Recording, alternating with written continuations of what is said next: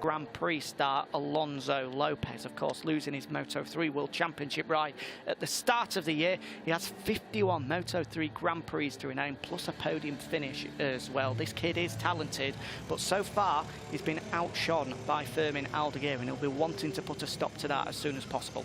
Yeah, he certainly will be. I mean, it's been close between these two all year, but it just seems that Aldeguer has that slight edge, and that's certainly no through any fault of Lopez's own. I mean, he's hopped on a Moto2 bike for the first time in his career, and these are the old 600cc machines, no less, which are notoriously a little bit of a tricky thing to master with very, very low torque and all very peaky power. So certainly the pair of them doing very well. It just seems that Fermin Aldeguer has got that, well, he's got that final 5%, shall we say, that Alonso Lopez doesn't quite have at the moment. And as a result of what you were saying there, Jack, the fact that these guys are still running the Honda 600 engines rather than the Triumph 765 engines, it's totally pointless comparing the lap time that Aldeguer did compared to what the Moto2 guys did last week, because they're on completely different machinery.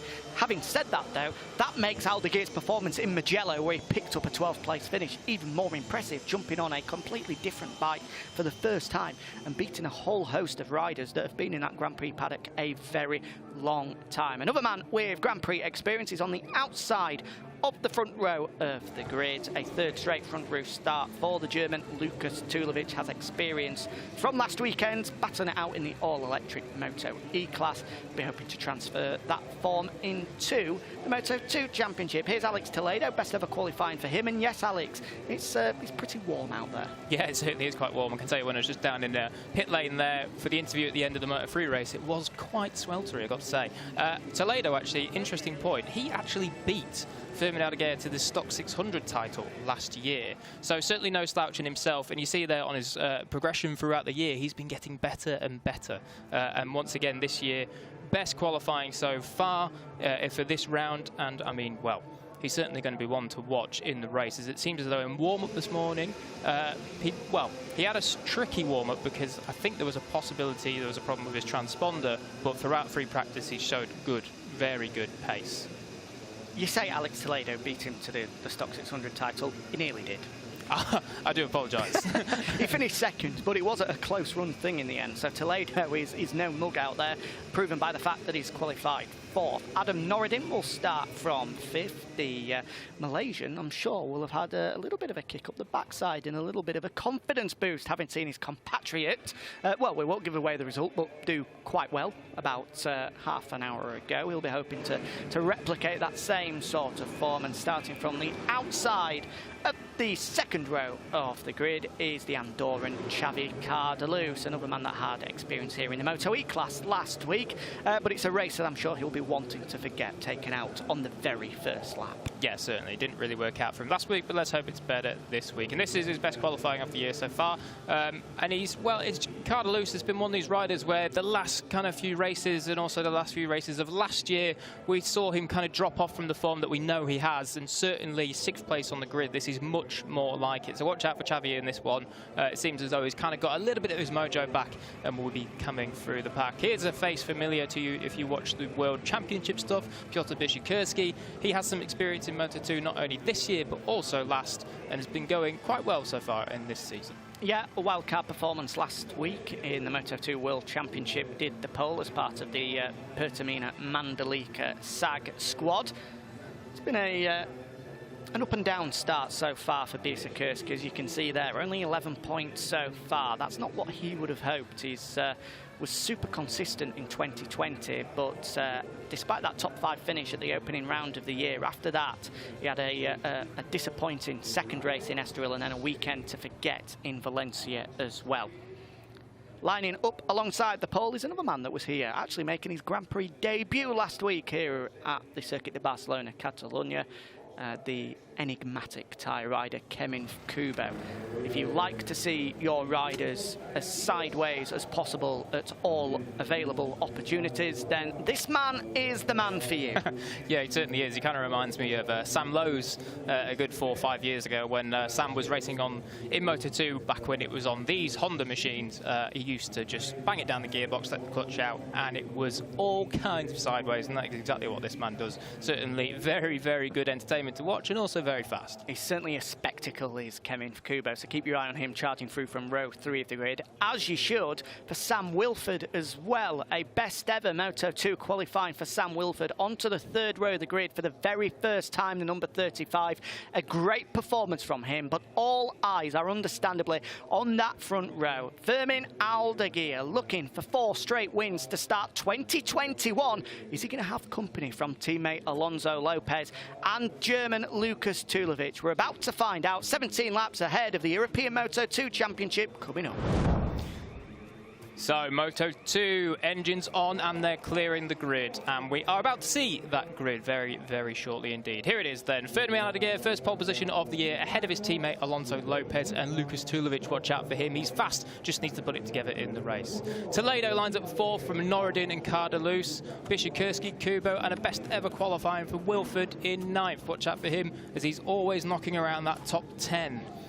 Dimaseki Putama in 10th on the grid from Gutierrez on the Bultaco, going very well this weekend actually, particularly in hot conditions. From Elage View, Matteo Rato, Escrig on the top stock 600 runner, and Zetti from Vostatec also, and then Daijiro Sako, who's making his debut year in the stock 600, and Kyle Paz. Leon Orgis, Jared Schultz, Guillermo Moreno, and then Alex Perez. Joral Boroboom, who's had some experience in the British paddock, that may be a name you're familiar with, and then Gian Mertens, Kevin Orgis, and Federico Minozzi rounding them out. Aldeguer starts from pole then, the number 54. I know we've said it a couple of times, but just 16 years of age. The last time he was here at the Circuit de Barcelona Catalunya in FIMSEV Repsol action, he went toe-to-toe with Ethan Guevara in the European Talent Cup race. The pair of them absolutely bolted and were 10 seconds up the road before then throwing everything they had at each other. And look how those two, the pair of their careers have progressed since then. Ethan Guevara, now of course a junior world champion and battling it out in the fully fledged World Championship paddock, and Fermin Aldeguer looks to be following suit in 2022 if he can continue to carry on how he started in 2021. Yeah, of course, Guevara crashed out on the final lap of the Moto3 race just a week ago. At turn 10, 3 corners to go, he was in 2nd place and just took the front trying to get up the inside. I think it was his teammate, actually. Oh, look at that. 32 degrees. It's absolutely scorching outside. Beautiful. They're certainly going to be squirming around on these rear tyres later in the race, so watch out for them trying to manage that one, particularly around this corner here, and then also coming around the final few rights. Yeah, speaking with Lukas Tulovic earlier, just grabbing a coffee at breakfast, and he said that actually, although you might imagine with the Circuit de Barcelona is renowned for being really, really tough on the tyres, but he feels that in this Moto2 race, that although yes, you can feel a noticeable drop off from laps 3, 4 to 5. Once then, there's no real brick wall that they hit. It's a gradual progression. He feels like it is definitely manageable, even despite the really, really warm temperatures out there. That's how the championship looks then. It's been fairly easy to keep track of so far. 3 wins out of 3 for Fermin Aldeguer and 3 second place finishes for Alonso Lopez. The number 21 is by now sick and tired of staring at the rear of the number 54. Is today the day that he's able to get the better of him? We're about to find out. As you mentioned, as you went through the grid there, you might be able to just see him in the back of your picture there, the number 99 of Oscar Gutierrez on the Bultaco of all things. Great to see a Bultaco out there racing, a rather famous brand from years gone by. You can see him there. The bike looks absolutely stunning. And he's doing a pretty good job on it as well. It's obviously not the machine to be on as they continue their development cycle, but he's doing a good job. That man, of course, having won a number of Spanish Supersport titles over recent years, making a bit of a wild card appearance here and doing a good job of it. We don't expect him to feature in the fight for victory, though. The names we're expecting are Aldeguer, Lopez and Tulovic on that front row of the grid. The teenager has been making the rest of the field look a little bit silly so far this year, as we have, what's going on here? A bit of moving and shaking, people not knowing where they're supposed to line up. Yeah. Just pick a grid slot and go, guys. There we go, we've got it sorted. Bit of a delay, but finally, I think the green flag will eventually wave at the back of the grid. As it does, here we go then. 2 races coming up today from the Circuit de Barcelona, Catalonia. A first ever start from pole position from Aldeguer, and it fires away brilliantly from top spot. Tulovic gets a good run as well, as does Toledo from the second row of the grid. The number 55 on the outside here. Look out for him. It's 4-5 abreast into the opening corner. Who's bravest enough on the brakes? It's Tulovic, as Alonso Lopez slams the door shut on teammate Aldeguer as well. That's not how we expected things to go. He's been bullied through the opening corner there as Aldeguer, and as a result, it's Tulovic that leads the way. Well, that is exactly what Tulovic and Lopez needed. They needed to get in front of Aldeguer at the start because he's got the pace to run away from these boys. So now that they're at the start, they're just going to try and bottle him up, keep him behind, and see if they can hold on to him when he eventually does go and try make a move. Great start from Toledo, coming all the way up. Well, he was in 4th on the grid, but it looked like he was going to take the lead for just a moment, but got squeezed out in the end. Anyway, so Tulovic leads as we come down now to start the second half of the first lap. And here comes Aldeguer already looking for a move up the inside, but no way through there. So Alonso Lopez holds on to second for the moment as we flick left and then right through turns 7 and 8 for the very first time. Now into turn 9 with Tulovic still leading the way, and already these leading trio who've had the pace all weekend are just looking to break clear of the number 55 of Alex Toledo behind, and Noureddin can see that, and he's looking to make his way through on the 55 ahead of him, but no way through on the easy race machine. Yeah, certainly had a little bit of a look and a bit of a sniff down the inside, but no, not this time round. We'll look for it again very, very soon, I am sure. So we come down now into the final 2 right-handers, and it's going to be Tulovic who should lead across the line for lap 1, but we'll see if he can hold on to it by the time they get down to turn 1. So Tulovic first, Lopez second, and your championship leader Aldeguer in third with a little bit of work to do. Yeah, let's see how Tulovic holds on here. The 2 Bosca-Scuro machines, formerly known as the speed-ups, took him behind. They both go left. We're now 3 abreast on the run down to the opening corner. Once again, it's a battle of who's bravest. Aldeguer's on the outside here. Tulovic has the inside line and is able to hold on. Aldeguer looking to get his own back from 1 lap before, but once again, no way through. And it's as we were as we start lap 2. Seriously brave and skill from there from Aldeguer, breaking on the curb. That really is not the ideal thing you want to be doing, but he's still got it stopped, and even had a look up the inside of his teammate at turn 2, and he's going to have a look again at turn 4, points it to the apex, gets it done. Aldeguer up into second, but Lopez, he's not having that. Experienced man, he's going to try hang it on the inside, push him wide. Whoa. Yes, he does. Look at these two going hammer and tong. These are teammates. You might not be able to tell. They're definitely racing out there. No team orders whatsoever. And Lopez, wow. I tell you what, that was a bit naughty there. He swung across the front wheel of Aldeguer. He's aggressive. He's Lopez, and he goes wide as a result. He goes wide through turn number 7, and that's allowed Aldeguer through. And to be honest, it looks as though Lopez was a little bit rattled there. The way that he came out of turn 5 and swooped across the front wheel of Aldeguer as he flicked left through turn 6. It was a little bit naughty. And then as a result, he missed his braking marker into turn 7, and he forced himself wide, and Aldeguer's now into second. I think really that was Lopez just understanding the situation. Oh, who's gone down? That's number 14. That is one of the stock 600 riders. That's a shame for Daijiro Sacco. First season on the stock 600. Hopefully he's okay.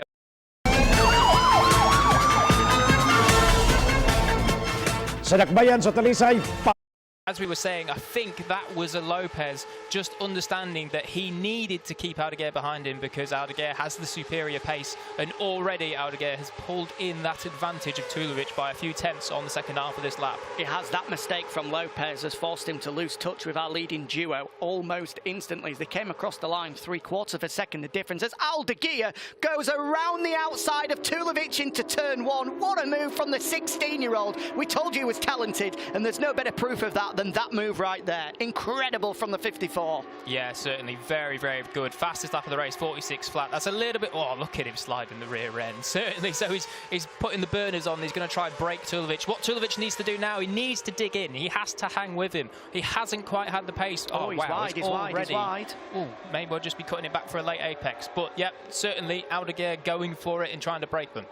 He certainly is, as you say. If Tulovic can stick with Aldeguer here, we fully expect that Aldeguer has got the pace from what we've seen in free practice and qualifying to pull clear here. He's been a league above all weekend, so if Tulovic can go with him for 2, 3, 4 laps, you never know. He might be able to just stick with him, and when the tyres start to drop, he might just have a little bit as we come into the closing stages. If not, at least he'll be able to drag himself clear from the fight behind, involving the likes of Lopez, Norridin and Cardelus as well, who has made a good start and is through up into the top 5. Yeah, Cardelus, good start then up into 5th. That's great stuff from him. Confidence inspiring for him, as he needs to have a good result to get back onto the pace that we do know he has. I think he's right just behind Adam Norridin. Yes, he is. So anyway, coming down to complete the 4th lap, and it does seem that Aldeguer, where you saw him have a look over his shoulder coming out of turn 9, and it looks as though he's broken them already. The last couple of sectors, he's pulled out 2 or 3 tenths in each one. We'll see what this lap time's going to be coming round as they complete this lap. He's on PB sectors in every single one, fastest sector.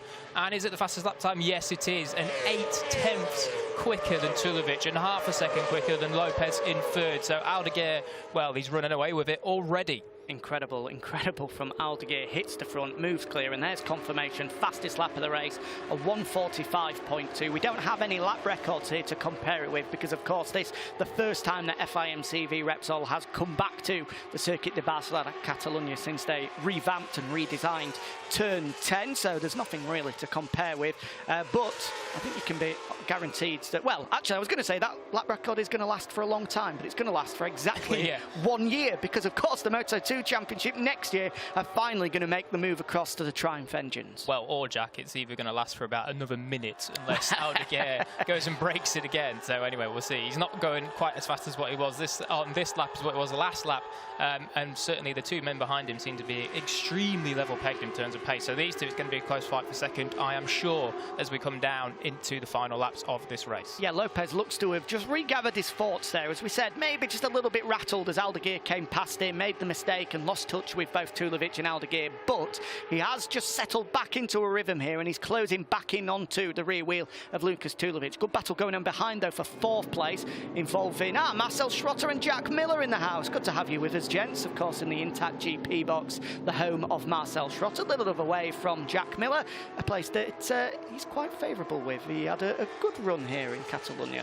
Yeah, he did. Yeah, Jack went quite well here. Obviously, the Ducatis, they maybe didn't do quite as well as we thought they might have done, but certainly Jack this year, I mean, he's a man that's taken a massive step in terms of just consistency in performing. So, yeah, good to see Miller and Schrotter here supporting their team, well, Schrotter's teammates anyway. Here we go then into turn 1, and Lopez, yep, he's with Tulovic now, so we've got a battle for the final podium places on our hands. Don't count out that these two may be able to close in on Aldeguer. As Jack said, Aldeguer is pushing on here. He's absolutely straight at it, trying to pull out a gap. As you can see, another fastest lap, so old Gosto to the right of me was right. That lap record lasting for exactly 1 minute and 45 seconds before he was able to set a new one. But we've still 13 laps to go with it 32 degrees out there, track temperature well above 50 degrees. Although Tulovic says he doesn't think it could happen, of course he's riding the Kalex chassis, and the Boscoscuro machine may well deal with their tyres slightly differently, and we could see a drop-off from both Aldeguer and Lopez. So don't count Tulovic out of it at this point. The gap 1.3 seconds, but we've seen stranger things happen in motorcycle racing before. Yeah, we certainly have, and as Jack's rightly pointed out, obviously different chassis, they work differently, they kind of use their tyres and the grip in very different ways. And obviously with these bikes being slightly older now, 2 or 3 years old as they are, these old 600cc machines, we do know that generally the chassis of choice was the Kalex. So for the 2 Boscoscuros to be doing this, obviously these 2 boys are, well, they're riding very well indeed, but well, I mean, you can see them now. Lopez is all over the back of Tulovic now. He's picked up that pace a little bit. He was quicker than him last time round by just under a quarter of a second. Ooh. So certainly Tulovic under a little bit of pressure for that second place. And he'll want to hang on to it because it will be his best performance of the season so far if he can hang on to second. Alonso Lopez behind. Just has to be careful though. Just went on to track limits before he flicked it right into the final corner of turn 40. recording another fastest lap of the race for Fermin Aldeguer, a 1:44.980. That is only half a second away from what he did in qualifying yesterday. So that is how hard he's pushing on. Yeah, I mean, that's an incredible lap time. To put that into some perspective, he was 9/10 quicker than the two guys behind him on that lap. I mean, that is just a different league. This man is, well, he's firing on all cylinders and just making everyone else look like they're struggling to keep up, which is exactly what they are. Yeah, they'll be scratching their heads thinking, what on earth do I have to do to stick with Aldeguer? Certainly Tulovic and teammate Alonso Lopez will be doing. Lopez, of course, taking the step down from the Moto3 World Championship. Well, it wasn't his decision. He was turfed out of the Husqvarna squad at the start of the year and found a seat here in the Moto2 European Championship, hoping that this would be the springboard for him to get back into the World Championship paddock. But at the moment, if there is an available Boscoscuro seat going, then I think it will be going the way of Fermin Aldeguer, although don't be surprised if he's not on a Boscoscuro next year, because there is no doubt there is going to be a whole host of Moto2 teams trying to get the signature of Fermin Aldeguer. Yeah, we know how much that the Moto2 World Championship teams look at this paddock as a way of choosing their next young rider, their next young talent to take victories, podiums, and even a championship, and then eventually move on to MotoGP. So yeah, no doubt, as Jack says, there will be a lot of teams looking to get this man's signature for 2022. And I mean, whoever does it, their pockets are going to have to be deep, I do feel. Yeah, he's certainly a man in demand at the moment, but he's probably worth the paycheck from what we're seeing here. There's no doubt at just 16, if he moves into the World Championship next year and he continues to develop, then the sky is the limit. Yeah, it really is. And 16, by the time he goes to the World Championship, he will be 17. And I think, well, that would be one of the youngest runners in that championship as well. And already, if he's finishing 12th in his debut this year, next year, what's he going to do? Is he going to be top 5 podiums, maybe even go for race wins like we've seen Ralph Fernandez do this year in his debut season? I mean, 17 in the World Championship, I think there's only a handful at the moment in there now. I think Barry Baltus is one who's slowly improving his form. So, I mean, yeah, the sky is the limit for this young man, this young 16-year-old Fermin Aldeguer. I mean, you look at Pedro Acosta, for example. He's 16 years of age, and it's looking extremely likely, if he continues to do what he's doing, that he'll be in Moto2 next year at 17.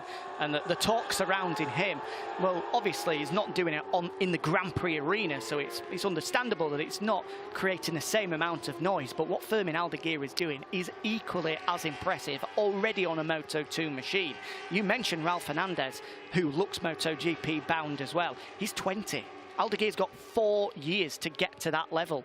And it looks as though if he continues his development curve, he'll be there in a couple of years, no doubt. So, yeah, Aldeguer, super rider. But let's not get carried away. 11 laps to go. You need to see the checkered flag here, but it's all going swimmingly so far for the number 54. Currently 3.5 seconds clear of this battle for second place, involving Tulovic and Alonso Lopez. Lopez not finished outside of P2 all year long so far. 3 straight second place finishes, so he'll be desperately hoping to continue that streak, with Tulovic ahead of him, hoping to jump up to second, a best ever finish for him.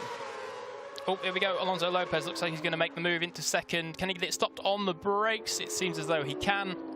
So Lopez, he's sick of looking up the rear exhaust pipes on that Calyx in front of him, and he slides past Tulovic up into P2. Now, we'll see if he can pick up his pace. He's off the pace of what Aldeguer is doing, but we'll see if he can pick up his pace and pull away from Tulovic and cement that second place. Yeah, Tulovic is going to have to respond here.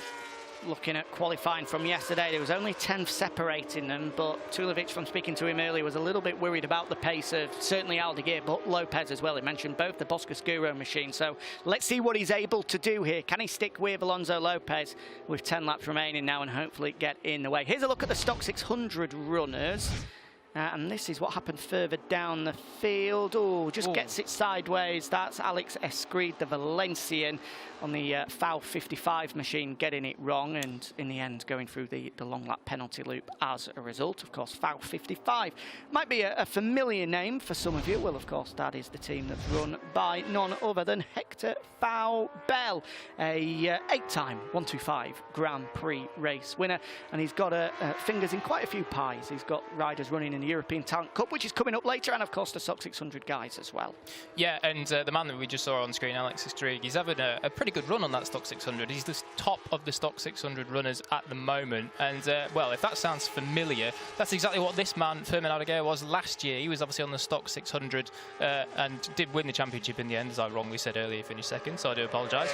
But yes, Alex Estrig certainly doing well there or thereabouts in the kind of top 10. He's had 13th, a 10th and a 12th this season. So going well for the Stock 600, which usually is a significant amount slower than the Moto2 machine. Yeah, doing a good job so far is Alex Estrig. He'll keep chipping away. Incidentally, the Stock 600 championship fight, as you rightly say, it's Estrig that leads the way from the Dutchman Sander Kreutzer.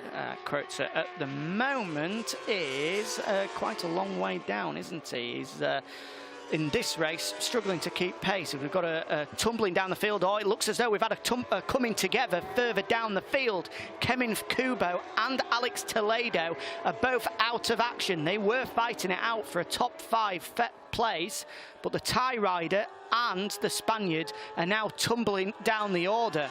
Hopefully we'll see what's happening, but on our timing screens, both Kubo and Toledo are unfortunately out of this one. Yeah, that's a huge shame for Kubo and Toledo, both having some of their best rides of the season. Good to see that Toledo's okay. Hopefully we'll get a shot of Kubo as well. I think, is that just him on the left there? It might well be. Yeah, so both of them are okay, which is fantastic to see. And this, I'm sure there will be a replay of it. Yes, it will. Here it is, Toledo on the inside. Oh, that's a huge shame.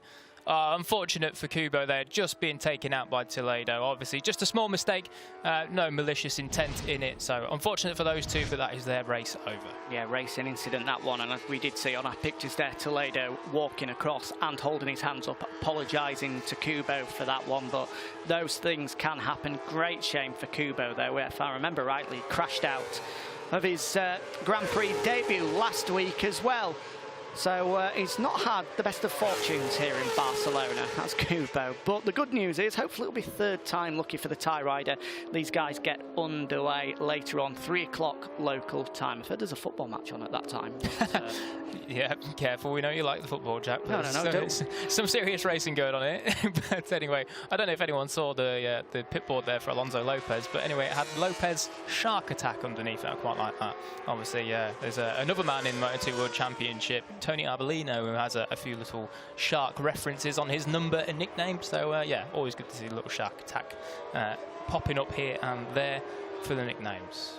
Aldeguer coming up to the first back markers on the Stock 600 machine. Blue flags waving for the number 40, Federico Menezzi, the Italian. I'm sure he will move out of the way and allow the 54 to come through. 8 laps to go here, and it has been an incredible performance so far from this man, Aldeguer. He hit the front. Well, and he hasn't back. Yeah, he's had to do it the hard way, of course, starting from pole position for the very first time. Tulovic and Alonso Lopez bullied him into the opening corner, pushing him back to 3rd place, but he then picked off Alonso Lopez, who tried his very best to keep his teammate behind him, and then with ease managed to make his way through on Aldeguer as well. This is the move that saw Lopez move through to 2nd place, a typical Circuit de Barcelona Catalonia move into turn 1. Lopez getting it sideways, but getting it parked at the apex and getting the job done. Yeah, beautiful move. Kept the rear wheel under control, making sure it wasn't stepping out too far. You see him spread the downshifts out quite nicely so it doesn't then get a load of engine brake and just swing sideways uncontrollably. So certainly Lopez masterfully done and up into 2nd. And in terms of that battle, it's actually Tulovic has come back to him on this lap. He's picked up 2/10 on that lap, so watch out. There may well be a late charge from Tulovic as we come down into the final 7 laps. Yeah, the gap half a second between them now. So Tulovic has not thrown in the towel by any stretch of the imagination. He's got plenty of time as well. Still 6.5 laps remaining here. So if he can get back onto the rear of Alonso Lopez, then we may well have ourselves a bit of a ding-dong for the final podium places. The speed-up squad, or the Boscoscuro squads, we saw the pictures of there, will be hoping that they can make it 4 straight 1-2 finishes, but Tulovic may well have another idea. And just to add a little bit of drama into the mix, a track limits warning has flashed up on our timing screens for the number 21 of Alonso Lopez. So the Spaniard is going to have to be careful here. Under pressure from the number 3 of Tulovic, he can't be making any more mistakes and hitting the green stuff, otherwise a long lap penalty will be coming his way.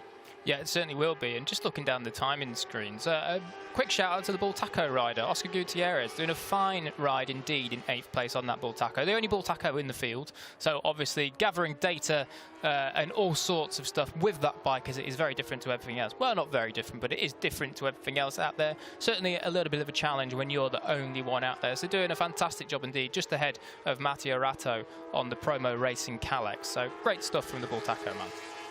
There you see confirmation track limits warning for the 21 of Alonso Lopez. Another infraction, another trip onto the AstroTurf, and there will be a long lap penalty coming his way, which by the way is located right here at turns 1 and 2.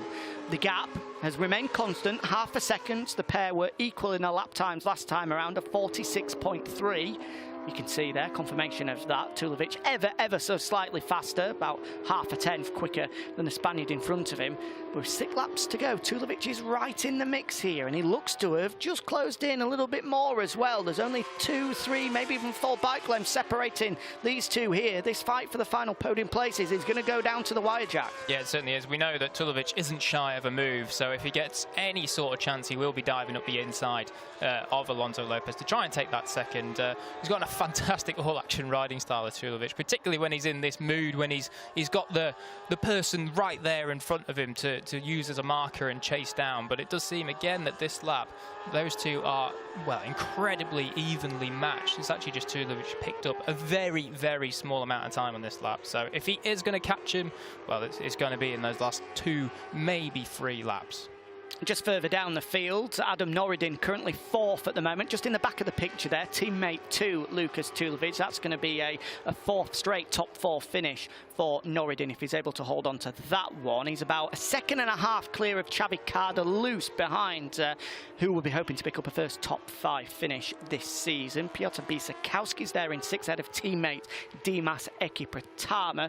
That'll be a return to form for the pole with, as you mentioned, Jack, Oscar Gutierrez doing a fine job on the Bull Taco in 8th ahead of Matteo Ratto and Sam Wilford inside the top 10. The only AGR team rider here today, with Tiger Harder unfortunately out injured after a monster high side through turn 3 during free practice on Friday. Yeah, just looking at the bottom end of the top 10, Sam Wilford and Matteo Ratto, they often seem to find each other, don't they, when they're out on track? We saw several times last year they were very close. Just want to point out this man again, Adam Norridin, 3rd in the standings at the minute, and he really has taken a step from last year. He finished 7th overall in the championship last season, so for him to be fighting up for those podiums every single race in top 4s, it's a really good improvement from Norridin. So certainly a little quick round of applause for that man. Whenever I see Adam Norridin, I still can't help but feel the pain of Argentina 2016, looking for a first ever Moto3 World Championship podium, up to 2nd in dodgy conditions, and then in the final laps he crashed out. Oh. As you can see, Jack, it's still pains me. It's Norridin. It's Norridin. No. Oh, goodness gracious me, I don't believe it. Adam Norridin, we were just talking about the fact that he was looking for a 4th straight top 4 finish, and he's crashed out at turn 5. Oh, dearie me, what a shame. I do apologise, Adam. That was commentator's curse in its finest form, but huge disappointment for him. He was looking for that consistency. We'll see him hold on to 3rd in the championship, but with Tulovic now battling it out for either 2nd or 3rd. 16 points currently separate the two teammates in 3rd and 4th in the championship. So if Tulovic is able to hold on even with a 3rd place finish, I think he may well leapfrog his teammate. They'll certainly go tied on points if he finishes 3rd. If he finishes 2nd, he'll go to 3rd in the championship. With 4 laps remaining, it looks as though 2nd place may well be just out of reach for Tulovic now. In the back of your picture there, the gap was 0.5 seconds a couple of laps ago, but I think there was a mistake from Tulovic on that last lap. 0.8 of a second slower than Lopez in front of him. Either the tyres are starting to cry mercy and it's game over for Tulovic, or he's made a mistake somewhere out on track. That crash for Norridin, however, does promote Cardelus up to 4th. Yeah, and it's certainly one man's misfortune is another man's gain, and certainly that is exactly what's happened there for Xavi Cardelus. And this will be his best ride of the season by, well, a good margin. His PB at the moment in this season is 7th, so 4th place will certainly take that. To see the electric knees there on the downshifts, getting them nice and squirrely. And then also this man, top 5 now, so certainly a confidence-inspiring performance for Piotr Bishikerski, who's looking to kind of take that next step. We've seen him often around this kind of mark, 5th, 6th, 7th, very, very close to the top guys, but not able to take that step towards the top 4, and it looks as though he's just about getting there now. Yeah, certainly this will be, if he can see the checkered flag with 3.5 laps remaining, a 3rd top 5 finish for Bishikerski. And his first top 5 finish outside of Portugal as well. Finished 5th in Estoril in 2020 and in 2021. Clearly likes the place, but it's good to see him battling inside the top 5 outside of Portugal as well. The 74, and I don't think that 4th is out of the question as well. Only a second separating him and Cardelus. He's got plenty time to maybe pull in, as that is the number 81, unfortunately, that's pulled in. It is Aleix View, a former Moto3 Junior World Championship competitor. I seem to remember the last time we were here in 2019, he was caught up in a big incident with Dennis Onchu, who high-sided at turn number 5, and then in the second race of the day, unfortunately, he had to start from pit lane, and the bike went bust on him as he pulled down a pit lane, and we've had another faller. This time it's Mckinley Kyle Paz, the Filipino rider, going down. It looks like turn 5 to me. So double disappointment for the VR46 Mastercamp squad with both Kubo and now Paz out of contention. Yeah, shame to see them both going down. A little bit of work to do for those boys before they come out for race 2 later, having to get the bikes rebuilt, but I'm sure there's not too much damage, only a little front ender, so should be all okay. But one man that's been completely unaffected by all the drama, all of the crashes, everything, is this man, cool, calm and collected out front, and looks as though he's going to do what unfortunately Moto3 Championship leader at the moment, Daniel Holgado, couldn't do in race 1, and looks like he's going to go 4 in a row for the start of the season. He certainly is. He's got another couple of victories to go if he wants to match Jari Montoya from 2020. The Italian en route to the title picked up the opening 6 victories of the season, so he's going to be looking to make it 5 in a row later on this afternoon. And who will bet against him making it 6 in a row as well when we go to Portimao in around 3 weeks' time? He is the man of the moment so far, is Fermin Aldeguer. Back in Grand Prix action next weekend at the Saxon Ring as well.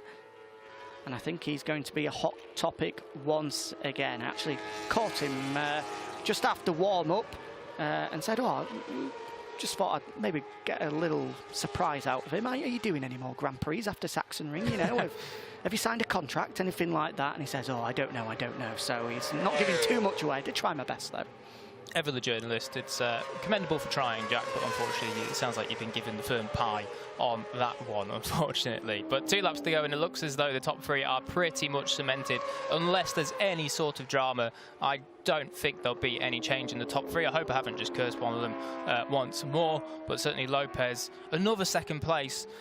It's good, you'll take a 2nd place, but he must be getting frustrated with just how good his teammate is this year. Oh, absolutely. I said he's frustrated at looking at the rear wheel of Aldeguer. Unfortunately, he's not seen the rear wheel of Aldeguer. He's now 7 seconds up the road. He's the number 54. He's backed off as well now. His pace is about a second, maybe a second and a bit more slower than what we've seen throughout the opening few laps of the race. He's gone into conservation mode now. Has this man right here, Fermin Aldeguer, 1.5 laps away from a 4th straight victory in 2021. Another superb performance from the number 54.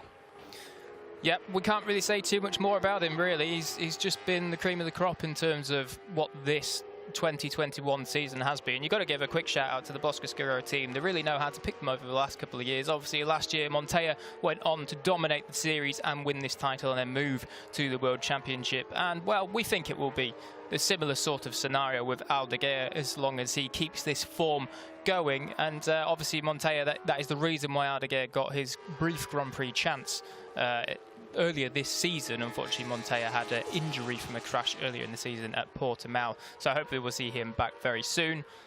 Or maybe not, if we see this man again on the bike later this season. That's the thing. I mean, you say we expect him to continue this form throughout the rest of the season as we start the last lap of our first of 2 Moto2 races here at the Circuit de Barcelona, Catalunya. If be honest, I don't think we'll see him finish the European Moto2 Championship season. I mean, if there's an opportunity coming in the World Championship, I think people will be throwing the bucket trying to get him on that bike, and you can understand why as well.